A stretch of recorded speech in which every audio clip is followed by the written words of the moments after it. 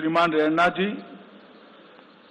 उनके नेतृत्व में बैठे हुए सारे भारतीय जनता पार्टी के वरिष्ठ नेतागण, हमारे चुनाव प्रभारीगण और आज 2024 जम्मू कश्मीर चुनाव के भारतीय जनता पार्टी के संकल्प पत्र के विमोचन के समय उपस्थित सभी पत्रकार, छायाकार, बंधु भगिनीगण, आप सभी का भारतीय जनता पार्टी की इस प्रेस वार्ता में मैं स्वागत करता हूं।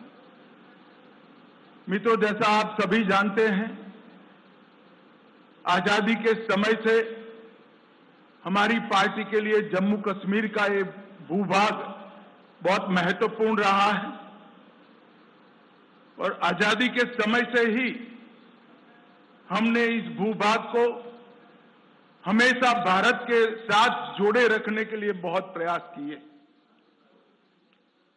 पंडित प्रेमनाथ डोगरा के आंदोलन से लेकर श्यामा प्रसाद मुखर्जी की शहादत तक ये पूरा संघर्ष पहले भारतीय जनसंघ और फिर भारतीय जनता पार्टी ने आगे बढ़ाया, क्योंकि हमारी पार्टी मानती है कि जम्मू कश्मीर हमेशा से भारत का हिस्सा है और रहेगा, इसमें कभी कोई संशय नहीं रहा। मगर कई साल हो गए, 2014 तक जम्मू कश्मीर पर हमेशा अलगाववाद की परछाई रही, आतंकवाद की परछाई रही। अलग अलग स्टेट और non state actor Jammu Kashmir को अस्थिर करते रहे और सभी सरकारों ने एक प्रकार से अपीसमेंट की पॉलिसी से जम्मू कश्मीर को डील किया। 2014 से लेकर 2024 का ये कालखंड, जब भी जम्मू कश्मीर और भारत का इतिहास लिखा जाएगा, जम्मू कश्मीर के लिए स्वर्णिम अक्षरों से अंकित किया जाएगा, ऐसा मेरा बहुत स्पष्ट मानना है। ये 10 साल जम्मू कश्मीर के लिए शांति और विकास के 10 साल रहे, सुशासन के 10 साल रहे हैं। ये 10 साल में मैक्सिमम टेररिज्म की जगह मैक्सिमम टूरिज्म पर शिफ्ट हुआ है।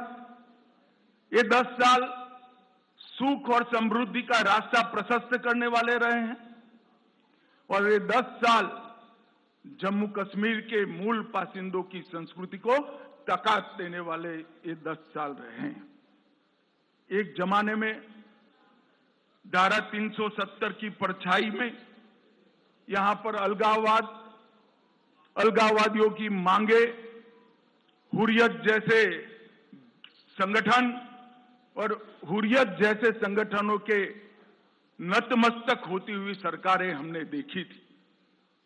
ये 10 साल के अंदर आज धारा 370 और 35A पास्ट बन गया है, वो हमारे संविधान का हिस्सा नहीं है। इसका पूरे भारत और जम्मू कश्मीर की जनता को आनंद है। यहां जो शांति, विकास और सामाजिक न्याय जमीन पर उतरने का काम हुआ है, इसका मूल कारण नरेंद्र मोदी जी का एक ऐतिहासिक फैसला 5 अगस्त 2019 को धारा 370 को समाप्त करने का। बड़ी दुख की बात है, विगत दिनों में एनसी का एजेंडा मैंने पढ़ा है और एनसी के एजेंडे को कांग्रेस का मौन समर्थन भी मैंने देखा है। मगर मैं आज आप सभी पत्रकार भाइयों के माध्यम से पूरे देश को स्पष्ट कर देना चाहता हूं, धारा 370 इतिहास बन चुकी है, वो कभी लौटकर नहीं आने सकती, हम आने भी नहीं, क्योंकि धारा 370 ही वो कड़ी थी जो कश्मीर के अंदर युवाओं को हाथ में हथियार और पत्थर पकड़ाती थी। अलगाववाद की विचारधारा ही युवाओं को विकास की जगह आतंकवाद के रास्ते पर शिफ्ट करती थी और आज मोदी जी के नेतृत्व में ढेर सारे काम हुए हैं।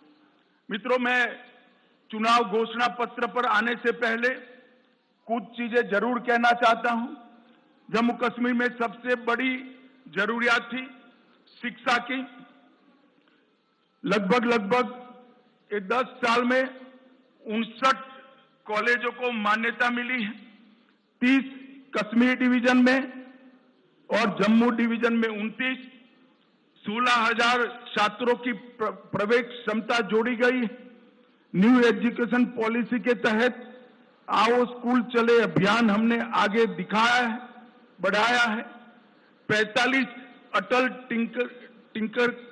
टिंकरिंग लैब स्थापित किए हैं और 6,000 करोड़ की लागत से 2 एम्स, एक विजयपुर में, एक अवंतीपुरा में, आईआईटी, आईआईएम, नीट, यूनानी अस्पताल, कई सारे भवन और संस्थान उच्च शिक्षा के लिए यहां खोले हैं।